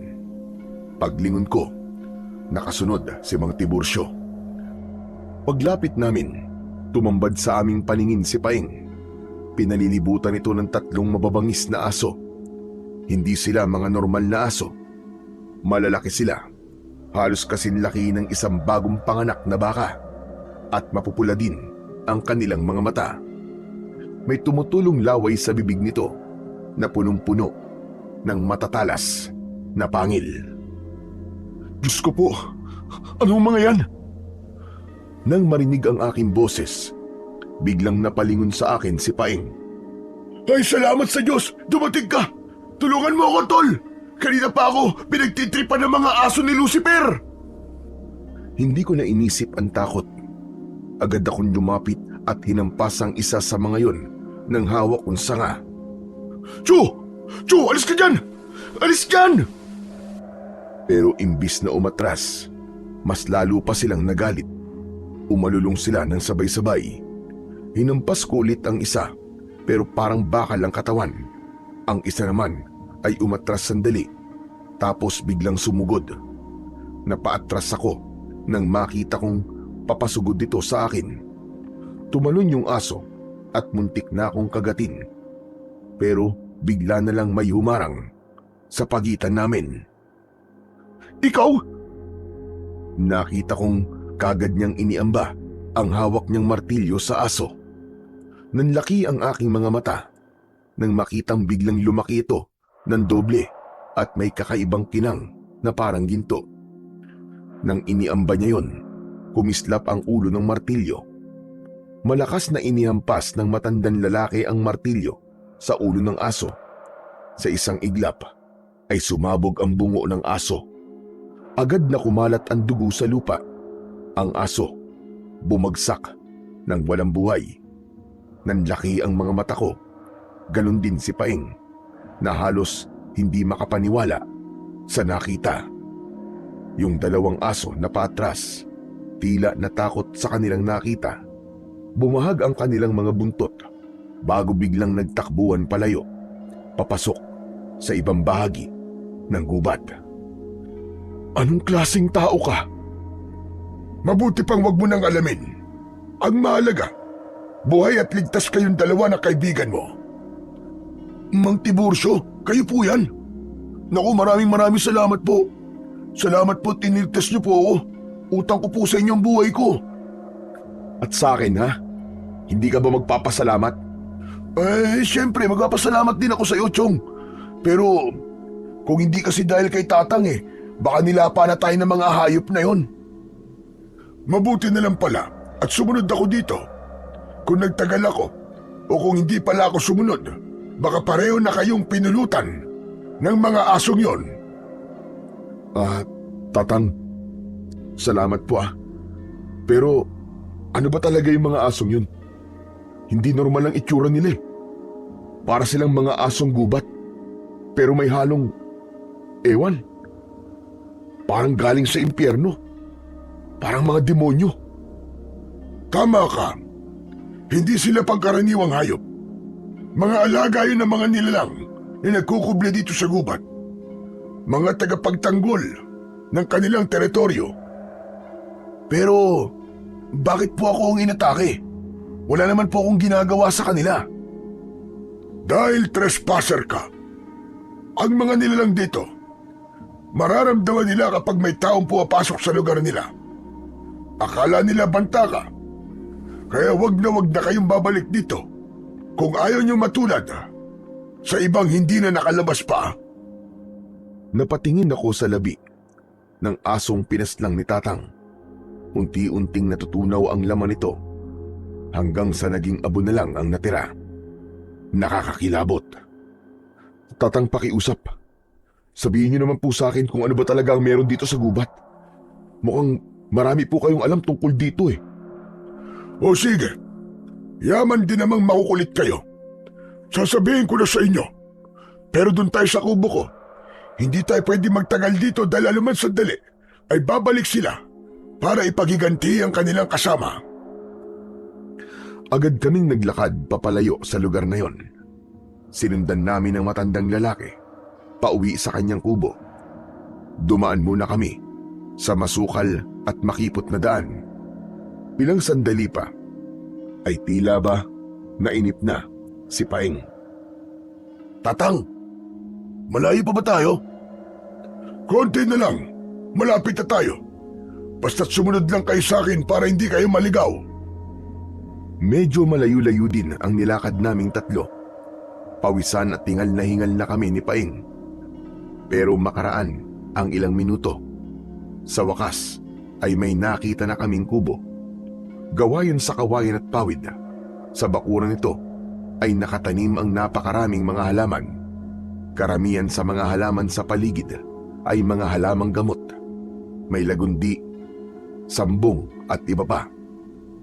Pero may biglang nakaagaw ng aking pansin. Ito ay ang mga tulos ng kahoy na nakapalibot sa buong bahay. Matatalas ang dulo ng mga ito, para bang mga sibat na nakabaon sa lupa. Paikot sa kubo na para bang bakod laban sa mga kung anong nilalang na gustong pumasok. Halina kayo, pumasok kayo sa bahay ko. Oh, pasok daw pre. Ikaw muna. Ikaw ang pasimuno eh. Sinundan lang naman kita eh. Duwag ka talaga. Di na baling duwag. Wala akong tiwala sa matanda na yan. Baka mamaya, siya yung mangkukulam na sinasabi eh. Ikaw ang praning-praning mo talaga. Eh kung iniisip mong ganyan siya, bakit pa tayo sumunod dito? Abay, hindi ko alam. Sumunod ka eh. Kaya sumunod na rin ako. Ayokong mag-isa ulit sa gubat na to, no? Napakamot ako sa ulo sa kakulitan ng kasama ko. Maya-maya pa ay nasa bahay na si Mang Tiburcio at muli kaming tinawag. Ano pa bang hinihintay nyo dyan? Pasko, pumasok na kayo dito at nang mapag-usapan na natin kung ano ang gusto nyo malaman. Kailangan natin bilisan dahil gusto ko na magpahinga. Sige po, papasok na po kami, Tatang. Huy, sigurado ka ba dyan? Oo naman, kaya halika na, nang matapos na. Pagpasok namin sa loob, ay nakita naming nasa harap ng isang maliit na altar ang matanda. Nagsisindi ito ng kandila, tapos ay naglagay ng nagbabagang uling sa isang mangkok na gawa sa aluminum. Nang matapos maipwesto ito sa harap ng mga santo, kanya itong dinasalan, saka siya naglagay ng insenso. Agad kumalat ang amoy ng insenso sa loob ng kubo. Ang kasama kong si Paeng, halos masamid sa amoy na yon. Ang baho! Ano ba yung amoy na yun? Ano ka ba, insenso lang yun? Hindi mo ba alam ang insenso? Hindi. Yan na napapala mo. Palibasa hindi ka nagsisimba eh. Kaya pati amoy ng insenso hindi mo alam. Tama na, kulitan. Nagsasagawa ko ng ritual para hindi tayo masundan dito ng mga tagabantay at ng mga aswang. Pinaupo niya kami sa saig. Agad naman kaming sumunod ni Paeng.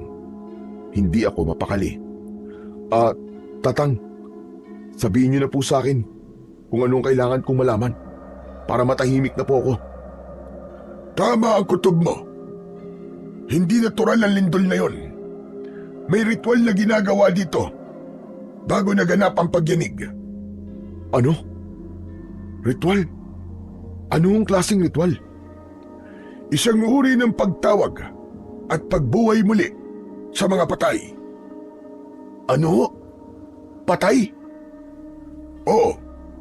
May matandang lalaki na nagsasagawa ng ritual dito. Siya ay si Luciano. Luciano?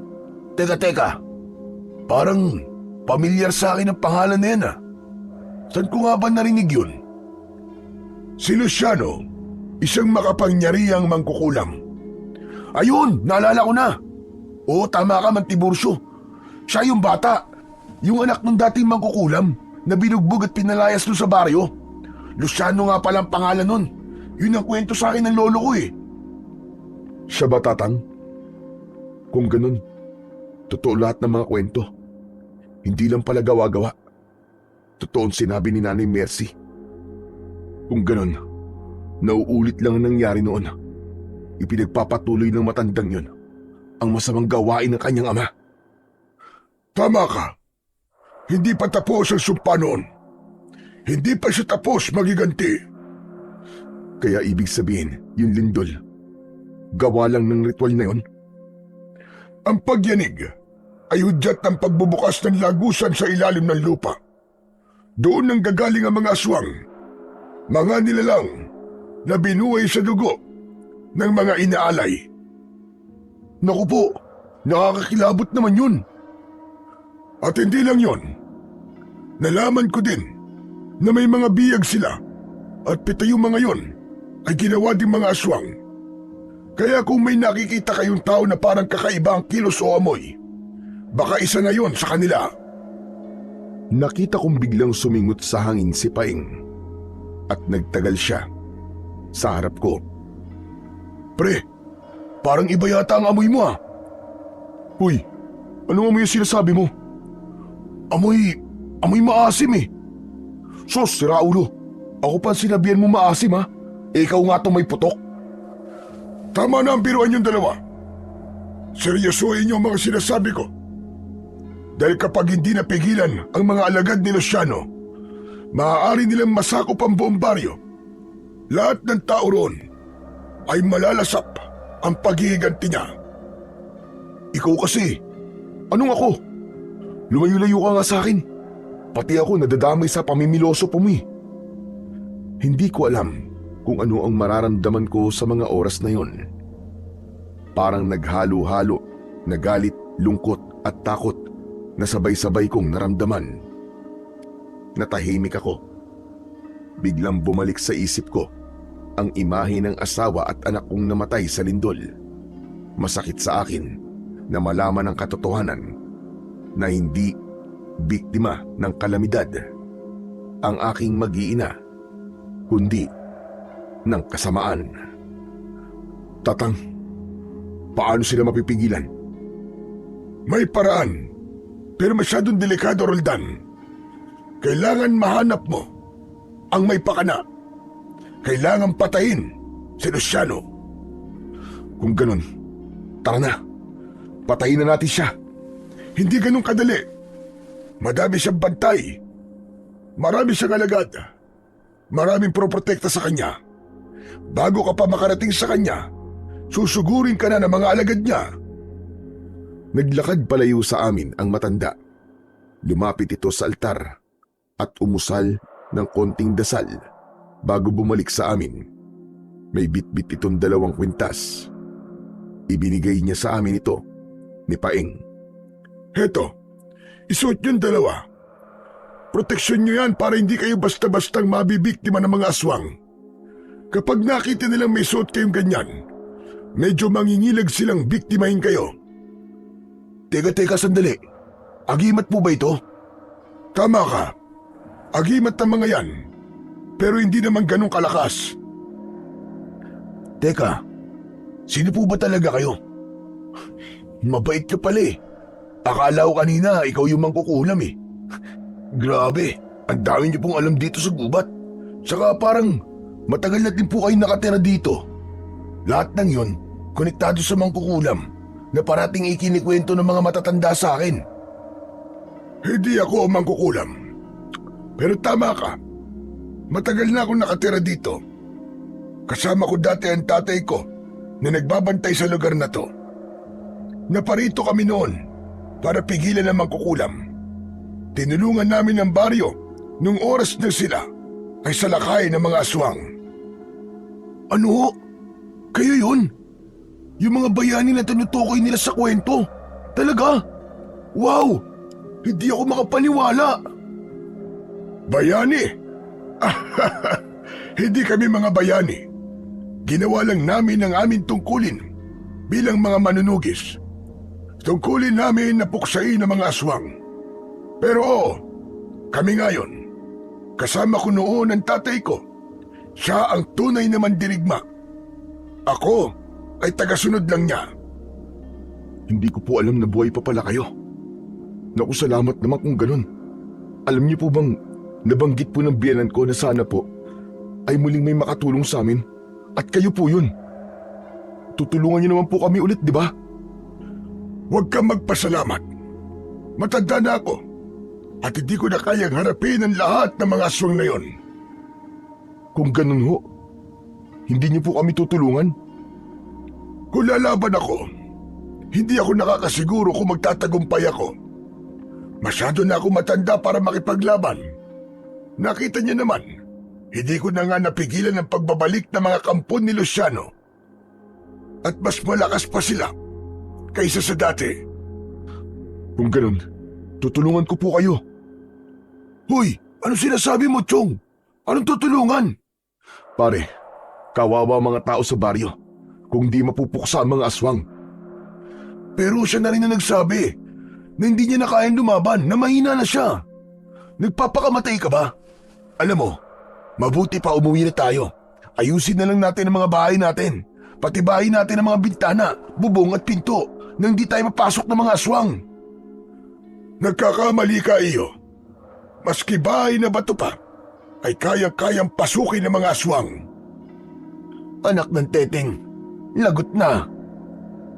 Bigla akong natahimik, tapos ay napatitig ako sa hawak niya kaninang sandata. Nakalapag ang bagay na yon sa tabi ng mga santo sa kanyang maliit na altar. Anong tinitignan mo? Mang Tiburcio, lakas lang ba talaga ng katawan ng kailangan para mapuksa ang mga aswang? Oo, at saka kapangyarihan. Kung ganun ho, bigyan niyo po ako ng kapangyarihan. Ako na lang po ang lalaban sa kanila. Anak ng teteng, oo, naloko na. Hindi ganun kadali yun, iyo. Pwede po kung gugustuhin niyo. Ibigay niyo po sa akin yung sandata niyo. Ako po ang haharap sa mga aswang. Anong sandata sinasabi mo?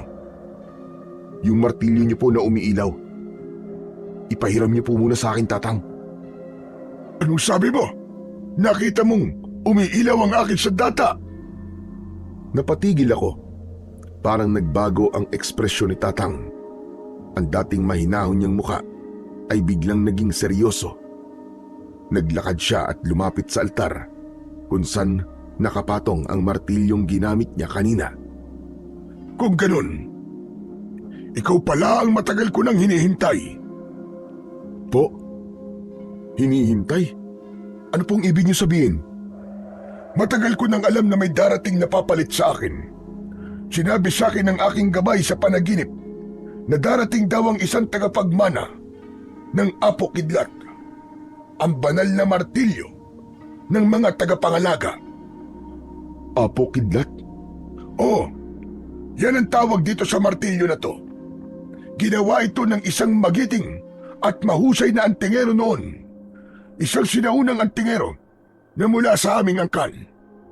Pinanday ang sandata na ito habang gumuguhit ng malalakas na kidlat sa langit. Sagrado ito at napuno ng madaming mga malalakas na dasal. Ang ibig niyo pong sabihin ay ako po ang tinutukoy na tagapagmana niyan? Pero bakit po ako? Ang dapat naman talagang maging tagapagmana ay mula din sa aming lahi. Pero dahil ako ang huling sanin lahi sa amin at hindi naman ako nakapag-asawa at nagkaanak, ipapamana ito sa isang taong karapat-dapat, sa isang taong mabuti at may dalisay na puso, at sa isang taong makakakita ng taglay nitong kapangyarihan. Natahimik ako. Hindi ko alam kung ano ang sasabihin ko. Kung kanina ay atat na atat akong mahiram ang kanyang sandata. Hanggang sa bigla na lamang akong nangilabot sa sinabi niya. Si Paing naman ay nagulat din at napatingin sa akin. Teka, sigurado ho ba kayo, Tatang, diyan po sa mga sinasabi niyo? Oo naman, Paing. Pero hindi pa ngayon. Kailangan munang tanggapin ni Roldan ang panata. Siya na ang magiging bagong tagapangalaga ng Apo Kidlat. Ano naman pong kapalit, Man Tiburcio? Ang kapalit ay ang sarili mong kapayapaan. Wala nang atrasan kapag tinanggap mo ito. Habang buhay mo nang dala ang responsibilidad at tungkulin bilang isang tagapangalaga, hindi ka na magiging karaniwang tao lang. Sige ho. Buong puso kong tatanggapin ang hamon na yan. Kung ito lang ang tanging paraan para matigil lang kasamaan ni Luciano. Dahan-dahan niyang inilapit sa akin ng martilyo. Nang hawakan ko ito, bigla kong naramdaman na parang may kuryenteng dumadaloy sa buong katawan ko. Tapos ay may biglang liwanag na sumabog sa harap ko. Bigla akong napatakip sa aking muka. Dahil sa pagkasilaw, mabilis din namang nawala ang liwanag. Dahan-dahan kong inalis ang kamay ko sa aking muka at saka iminulat ko ang aking mga mata.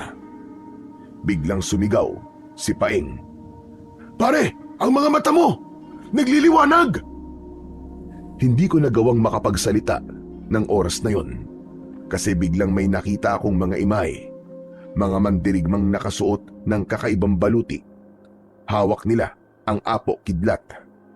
Nakita ko silang nakikipaglaban sa mga nilalang na may nakakatakot na anyo. Ipinakita sa akin ng liwanag na yon ang mga nakaraang tagapangalaga. Pagkatapos nun, biglang bumigat ang katawan ko. Nanghina ako at napaupo sa sahig. Agad na lumapit si Paeng at inalalayan ako. Tatang! Ano po nangyayari sa kaibigan ko? Normal lang yan. Ganyan talaga ang nangyayari sa unang pagtatagpo ng katawan at ng kapangyarihan ng agimat. At bago ako mawalan ng malay, narinig ko pang sinabi ng matandang lalaki na handa siyang gawin ng lahat para mabilis na maihanda ako bilang bagong tagapangalaga bago pa mahuli ang lahat sa baryo. Samantala, pagmulat ng mga mata ko, agad kong naamoy ang matapang na halimuyak ng insenso. Dahan-dahan akong bumangon at napansin kong madilim na ang paligid. Nakita kong ang tanging pinanggagalingan na lamang ng ilaw ay ang isang gasera na nakapwesto sa gitna ng sala. Tapos ang kandila na nakatayo at nakasindi sa harap ng altar. Nakita ko doon si Mang Tiburcio, nakaluhod sa sahig, nananalangin. Nakayuko siya at may sinasambit na mga salitang hindi ko maintindihan. Tahimik lang akong nakatingin sa kanya. Sa altar, may isang maliit na baso na may lamang tubig. Maya-maya pa, biglang napalingon sa akin si Mang Tiburcio. Agad siyang tumayo at kinuha ang baso mula sa altar. Mabuti naman at gising ka na. Handa ka na siguro? Handa? Sisimulan na natin ang panata bilang bagong tagapangalaga ng Apo Kidlat. Kailangan mong inumin ito. Tubig yan na dinasalan upang makayanan ng iyong katawan ang kapangyarihan ng Apo Kidlat. Tumingin ako sa baso. Ang tubig ay parang may maliliit na bula sa ibabaw. Pero habang nakatingin ako, bigla kong naalala ang lamay ng asawa at anak ko. Kung iinumin ko po ba to, ay pwede na po akong umuwi. Hindi ka pwedeng agad-agad na umuwi dahil kailangan mo pang mabasbasan. Bahagi yun ng ritual para sa panata. Ganun ba? Pero tatang baka hinahanap na ako sa amin eh. Iniwan ko ang lamay ng aking asawa at anak. Baka mag-alala ang biyanan ko at si Boying. Hindi ako nakapagpaalam sa kanila eh. Pwede po bang wag na muna ngayon? Babalik na lang ako bukas. Hindi na ito pwedeng ipagpaliban. Ang mga nilalang sa gubat, nagsisimula na silang gumalaw. Kailangan mong mamili sa ngayon. Pamilya mo o ang tungkulin. Natahimik ako bigla. Hindi ko alam kung ano ang isasagot ko. Pero maya-maya pa ay hinanap ko ang presensya ni Paeng. Si Paeng, inihatid ko na siya kanina palabas ng gubat. Huwag ka mag-alala. Ang sabi niya, siya na raw na muna ang bahala sa lamay. Huwag ka na daw mag-alala. Talaga po bang sinabi niya yun? Oo. At sabi pa niya na kung para sa ikaliligtas ng lahat, alam niyang maiintindihan ka ng asawa mo.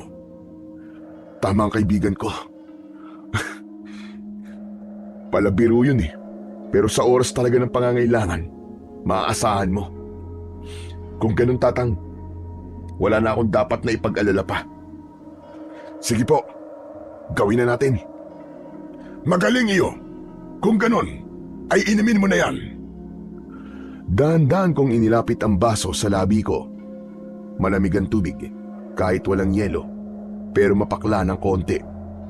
Pagkatapos kong inumin yun, kinuha ni Tatang ang martilyo at inilapag sa harap ko.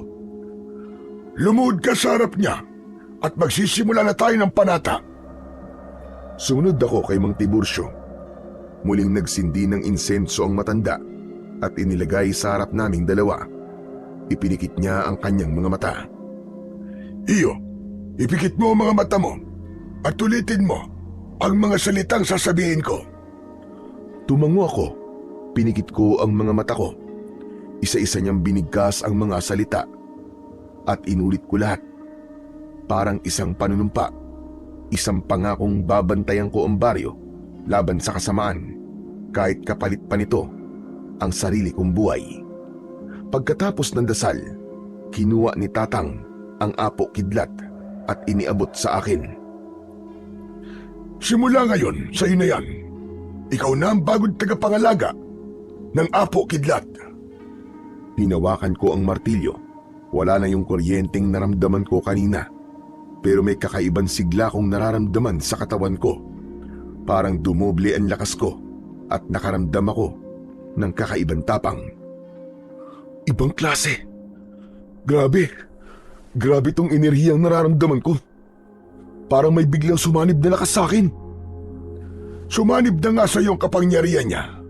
Ang lakas na nararamdaman mo ngayon ay galing sa lahat ng naging tagapangalaga. Talaga ho? Maniwala ka sa akin. Ikaw na ang pinakamalakas na taong pwedeng sumagupa sa mga aswang dito sa gubat. At sa mangkukulam na may likha sa kanila. Paano ko nga po pala mapapatay ang hayop na matandang yun? May suot siyang agimat. Doon nagmumula ang lahat ng kapangyarihan niya. Kailangan mong makuha yun at durugin. Namangha ako sa sinabing yun ni Mang Tiburcio. Masaya ako na may halong kaba. Buong gabi na hindi ako nakatulog. Buong magdamag na sinabi sa akin ng matanda ang tungkol sa apo kidlat, kung paano ito ginagamit na sandata pampatay sa mga aswang. Binalaan din niya ako tungkol sa maling paggamit at kung ano ang mangyayari kung aabusuhin ito at gagamitin lang sa pansariling kapakanan. Lahat ng sinabi niya ay tinandaan ko at nangako ko sa kanyang magiging tagapangalaga ako tulad niya. Nang matapos ang panata at ilang paalala, nagsabi na din siya na kailangan niya ng mamahinga. Pagsapit ng alas 5 ng umaga, nang magising ang matanda, ay kusa na itong nag-alok at nagsabing kailangan ko nang umuwi sa aking pamilya. Maraming salamat po sa lahat, Mang Tiburcio. Hindi ko po akalaing sa simpleng pagkaligaw ko po dito sa gubat ay magiging tagapangalaga ako ng isang makapangyarihang sandata. Walang anuman iyo. Alam mo, hindi ka naman talaga naligaw. Nakatadhana lang talaga ang pagpunta mo rito dahil ikaw ang siyang tunay na tagapagmana. Kaya pagbutihan mo. Pagkatapos po ng libing ng asawa ko, saka po ako magpaplanong sumugod sa baluarte ng mga aswang. Sasamahan niyo po ba ako? Oh, Tatang, bakit naman po kayo napabuntong hininga? Wala ito. Huwag ka mag-alala. Magiging kasama mo ko sa lahat ng mga magiging laban mo. Tandaan mo ang boses kong ito, ha? Gagabayan kita at tutulungan kang palagi. Sige po, Mang Tiburcio. Inihatid ako ng matanda hanggang sa bukana ng gubat. Nang marating ko ang baryo, mabilis akong naglakad papunta sa bahay ng aking biyenan. Pagdating ko doon, agad akong sinalubong ni Paing. May dala siyang isang masamang balita. Roldan! Roldan, pasensya na, ha? Si Marta. Ha? Bakit? Ano nangyari dito? Ano nangyari kay Marta? Kasi may mga sumugod na aswang dito kagabi. Dinala nilang bangkay ng asawa mo, Chong. Sinubukan kong pigilan sila pero ang lalakas nila, pare. Muntik pa nga ako mamatay eh. Ano? Bakit naman nila kukunin si Marta? Anong gagawin nila sa asawa ko? Hindi ko alam, pare. Pasensya na talaga. Patawarin mo ko, ha? Wala kang kasalanan, Paing. Mga hayop sila. Pinatay na nga nilang asawa ko tapos kukunin pa nila. Ano pa bang gusto nila? Wala nang nakapagsalita pa. Unti-unti na ring dumami ang mga nakikiusyoso. Humanda sila. Isinusumpa ko. Uubusin ko silang lahat. Isa sa mga kapitbahay ang biglang nagsalita at nagsabing sasama sila sa akin sa pagtugis sa mga aswang. Napatingin ako sa kanila. Nakita ko sa mga mata nila, hindi lang galit, kundi pati ang tapang. Salamat sa inyo. Pero hindi ito basta laban lang.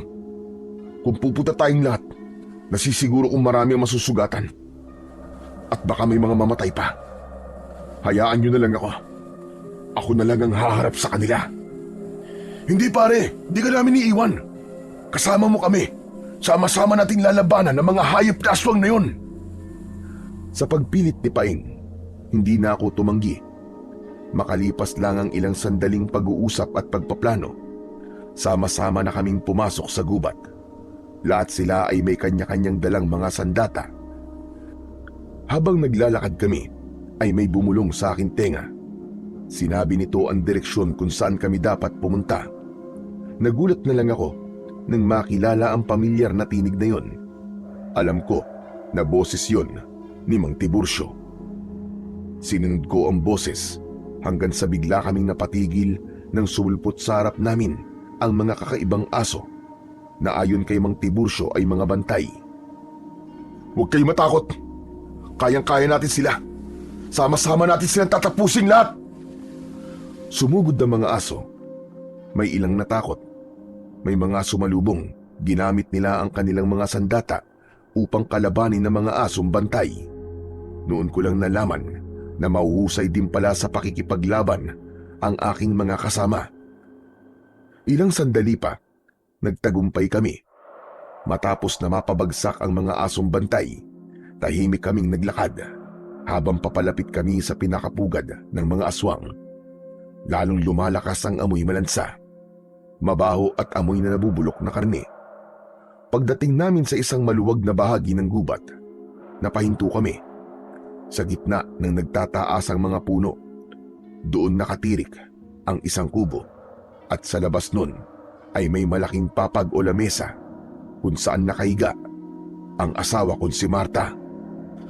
Demonyo ka! Anong gagawin mo sa asawa ko?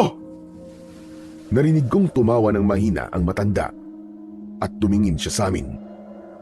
Bitiwan mo ang asawa ko! Bitiwan mo siya! Ngumisi-ngisi lang ang matandang mangkukulam. Sinabi nitong kung talagang mahal ko raw si Marta, ay sundan ko na ito sa impyerno. Sa sobrang galit ko, gustong-gusto ko na siyang lapitan, pero pinigilan ako ni Paing. Demonyo ka! Anong gagawin mo sa asawa ko? Narinig kong tumawa siya ng mahina. Tumingin siya sa amin. Nagulat ako sa kanyang itsura. Ang balat niya ay naging kulubot na parabang pinatuyo sa araw.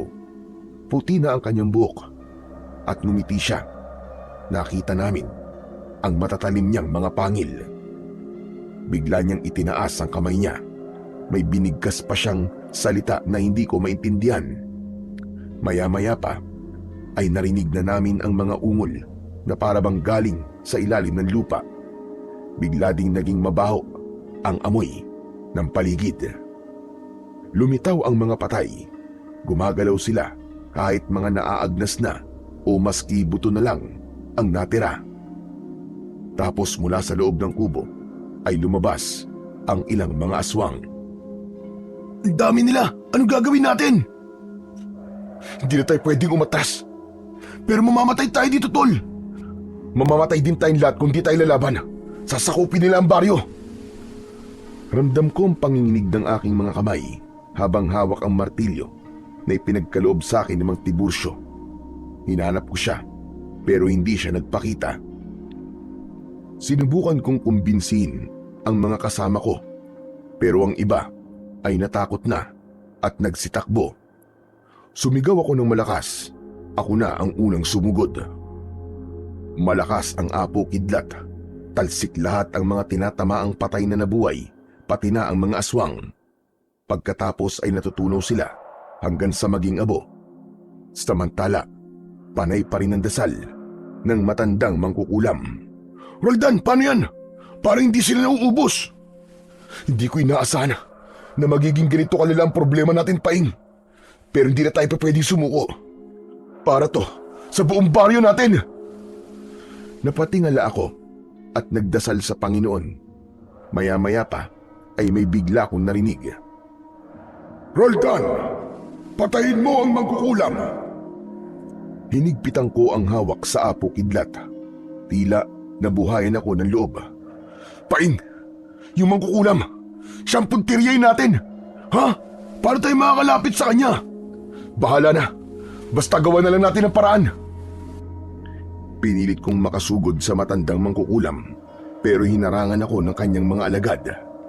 Pinilit kong labanan ng lahat at bawat pukpok at palo ko sa mga kalaban, mas lalong lumalakas ang boses sa ulo ko. Tapusin mo na siya, Roldan. Tapusin mo na ang mangkukulam. Para kay Marta at para sa lahat ng mga sinaktan at biniktima mong hayop ka!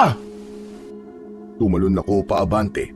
Itinaas ko ang martilyo at isang kidlat ang diretsyong tumama sa aking sandata. Napigilan ng mga aswang na tila nasilaw. Tumakbo ako ng mabilis. Hindi ko na inisip ang takot. Isa lang ang nasa isip ko ng mga oras na yon. Si Marta. Ang mga anino, pinurtektahan pa rin nila ang kanilang amo. Naramdaman kong malakas ang kanilang presensya. Roldan! Iampas mo sa lupa ang martilyo! Iniampas ko sa lupa ang apo kidlat. Lumabas sa lupa ang kulay ginto, bughaw at puting liwanag. Umungol ng malakas ang lahat ng kanyang mga nilikha. Ang mga anino, unti-unting natunaw sa liwanag. Tumayo ang matandang mangkukulam. Ang mga mata niya naging purong itim. Tapusin mo na, Roldan! Tapusin mo na ang laban!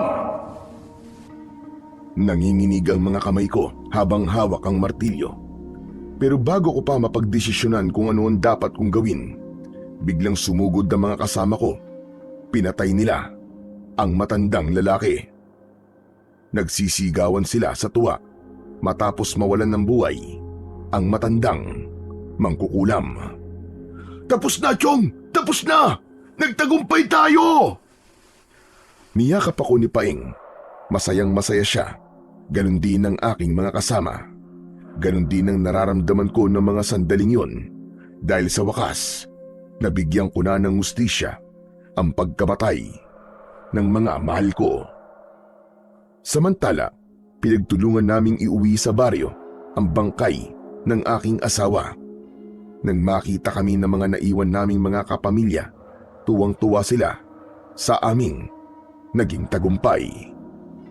Kinabukasan, nilibing na rin si Marta at ang aking anak.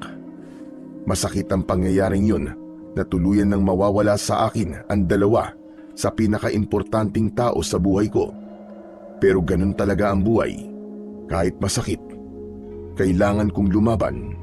Kailangan kong maging matatag, alang-alang sa aking anak na si Boying. Lumipas ang ilang araw. Dinalaw namin ni Paing si Mang Tiborcio.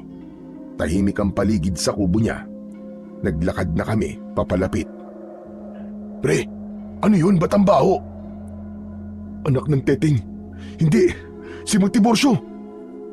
Mabilis kaming pumasok sa loob ng kubo niya. Pagbukas namin ng pinto, nakita namin na nakaupo siya sa silya. Nakapikit pero hindi na humihinga. Naaagnas na ang katawan niya. May nakita kaming sulat sa tabi niya. Binasa ko ito.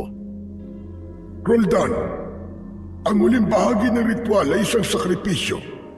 Kailangan mamatay ang tagapangalaga upang maipasa ang kapangyarihan ng Apo Kidlat sa bagong pinili. Ingatan mo siya ng iyong kapangyarihan. Ipagtanggol mo ang inyong baryo laban sa inyong mga kaaway. Hayaan mo, magpapatuloy ang aking tungkulin sa iyo dahil ako ang magiging gabay mo. Salamat, Mang Tiburcio. Salamat po sa lahat. Matapos yun, ay pinagtulungan naming humukay ng libingan para sa kanya. Inayos din namin ang kanyang bangkay, binalot sa kumot at saka binigyan ng maayos na libing. Samantala makalipas ang ilang araw, nagbayanihan ng buong baryo sa pagtatayo ng mga bagong bahay. Ginamit ko ang Apo Kidlat sa pagpapanday dahil ayon kay Mang Tiburcio na minsang nagpakita sa akin sa panaginip ay maaari ko itong gamitin sa pagtulong para maging mas matibay ang bawat bahay na gagawin ko. Magiging ligtas din daw ito sa anumang dilubyo na maaaring dumating. Salamat po, Mang Tiburcio. Hindi na po ako natatakot kung sakali mang may dumating ulit na panganib dahil alam kong nariyan ka para gabayan ako. Ngumiti ako. Alam ko na hindi ko na kailangan matakot kailanman dahil ang lakas at liwanag ng Apo Kidlat ay mananatiling buhay sa bawat bahay na itinayo namin. Alam kong magiging ligtas ang lahat at pananatilihin ko ang kapayapaan habang ako ang tagapangalaga ng martilyong ipinagkaloob sa akin ni Mang Tiburcio na dati ring tagapangalaga ng Apo Kidlat laban sa ampon ng kadiliman.